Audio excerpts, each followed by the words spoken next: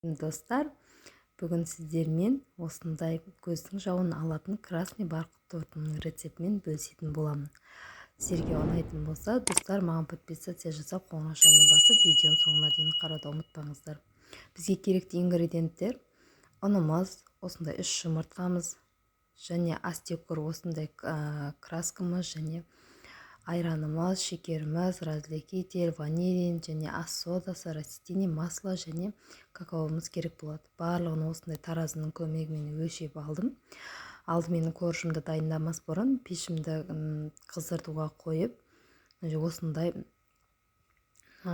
осындай пергамент қағаздармен торт корждарының формасын дайындап алдым. Осындай қылып торт корждарының формасын дайындап аласыздар, достар. Менде ескі алдын қолданған осындай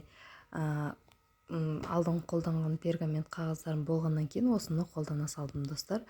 Енді корждарымызды дайындайтын боламыз. Алдымен құрғақ ыдысымызға 3 жұмыртқамызды салып, жарып салып, жақсылап, шекерімізді салып, жақсылап миксеріміздің көмегімен араластыратын боламыз. Жақсылап араластырып, бір келкі масса шыққанша араластырамыз. Көбік болғанша және осы массамыз кішкене көтерілгенше осындай миксеріміздің көмегімен жақсылап осылай араластырып аламыз. Достар, осы видеоның төменгі бөлімінде, төменгі жағында менің инстаграм парақшам белгіленіп кеткен. Тіркеліп қойыңыздар. Менің жаңа салған видеоларымды сонда көріп отырасыздар. Және осындай ванилинімізді салып, миксерімізбен тағы бір араластырып қайтара, және растительный масломызды осылай салып аламыз. Екеуін бірге араластырып, жақсылап миксеріміздің көмегімен бір масса етіп араластырамыз. Достар, бұл красный барқыт тортымыздың оригинал рецептісі. Дәл осы рецептпен жасайтын болсаңыздар, 100% кепілдік беремін, өте тамаша болып шығады. Енді араластырып алғаннан соң осындай айранымызға ас содамызды салып, қасығымыздың көмегімен көбік болып көтерілгенше осылай қасығымыздың көмегімен араластырып аламыз. Ас содамызды бірден массаға салуға да болады, бірақ олай салғаннан осындай айранға салғаны дұрыс. Себебі ас соданы бірден массаға салатын болсаңыздар, коржымыздан ас соданың дәмі кішкене келуі мүмкін. Сол үшін айранға алдымен салып осылай көпіртіп, сосын массамызға құйып, бір келкі миксерімізбен араластырғандарыңыз жақсы. Осылай араластырып аламыз барлығын. Жақсылап осындай миксеріміздің көмегімен араластырып, және енді құрғақ ингредиенттерімізді араластырып аламыз. Ұнымызға разликителімізді және бір чайна ложка какаомызды салып араластыратын боламыз. Какаоны менде дұрыс алынбағандықтан, міне осындай екіге бөліп, жарты чайна ложкадан бір чайна ложка қылып салып, қасығымыздың көмегімен жақсылап араластырып алдым. Негізі ләжі барынша осындай какаоны негізі кішкене аздау қолданған дұрыс. Себебі какаомызды салғаннан кейін массамыз біздің қоңыр түске еніп, краскамызды қанық түске шығару үшін ғана қолданылады. Осылай қылып барлығын салып аламыз.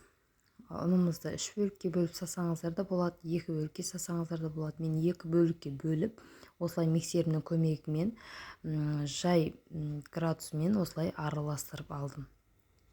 Жақсылап араластырып, бізде осындай қою масса дайын болады, достар.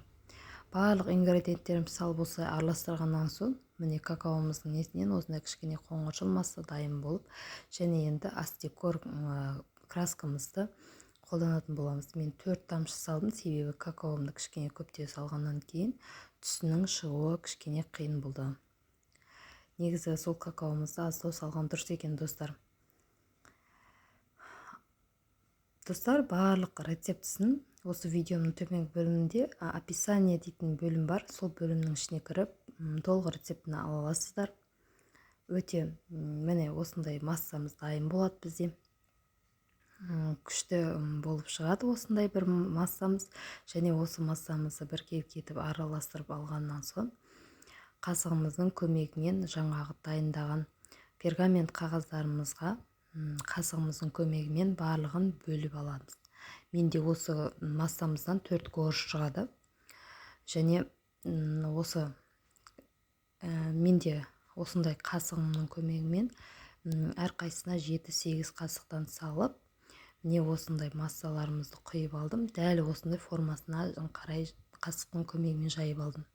Әселпешімізді 200 градуста пісіріп 5 минутта ғана піседі достар. Толық піскенін білу үшін осындай зубочистканың көмегімен көрсеңіздер болады. Және осындай тортты жинайтын формаммен осылай кесіп алдым. Жанындағы корждарын қолыммен үгітіп шықтым. Сок выжималкаларыңыз болса, сол сок выжималкамен істесеңіздер болады.